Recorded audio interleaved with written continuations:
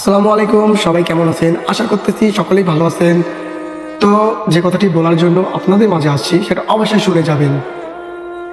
রাগী ছেলেরা কখনো ছলনা করে না, তারা অতিরিক্ত ভালোবাসে, তাই অল্পতেই রেগে যায়। আপনি কি কখনো এমন কাউকে পেয়েছেন যে হঠাৎ রেগে যায় কিন্তু কিছুক্ষণ পর নিজেই চুপ হয়ে যায়? সে আসলে খারাপ না, সে শুধু বেশি অনুভব করে।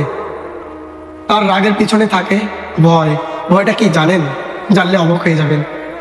ভয়টা হলো হারানোর ভয়। যাকে সে বেশি ভালোবাসে তাকে হারানোর ভয়, তাই সে বেশি কেয়ার করে। আর এই কেয়ারটাই অনেক সময় রাগ হয়ে বের হয়। সে চায় আপনি শুধু তারই থাকুন, সে চায় আপনি তাকে বুঝুন, কিন্তু যখন বুঝতে পারেন না তখন সে ভেঙে যায়, তাই রেগে যায়। সে ঝগড়া করে কিন্তু দূরে যেতে চায় না। সে কষ্ট দেয় কিন্তু নিজের বেশি কষ্ট পায়। সে ভুল করে আবার নিজেই ক্ষমা চায়, কারণ সে আপনাকে হারাতে চায় না।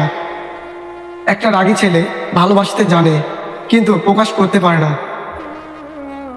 সে কথা কম বলে কিন্তু অনুভূতি বেশি। সে শক্ত দেখায় কিন্তু ভেতরে নরম। সে কাঁদে না কিন্তু কষ্ট পায়। তার রাগ আসলে একটা সিগন্যাল। সে বলতে চায় আমাকে একটু বোঝো, কিন্তু শব্দ খুঁজে পায় না।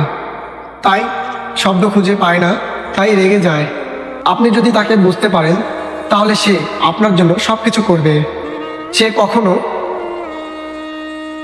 আপনাকে ছেড়ে যাবে না, কারণ সে ভালোবাসে সত্যিকারে।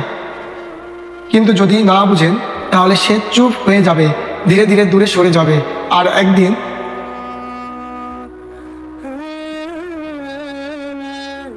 আপনি বুঝতেই পারবেন না সে কখন হারিয়ে গেল।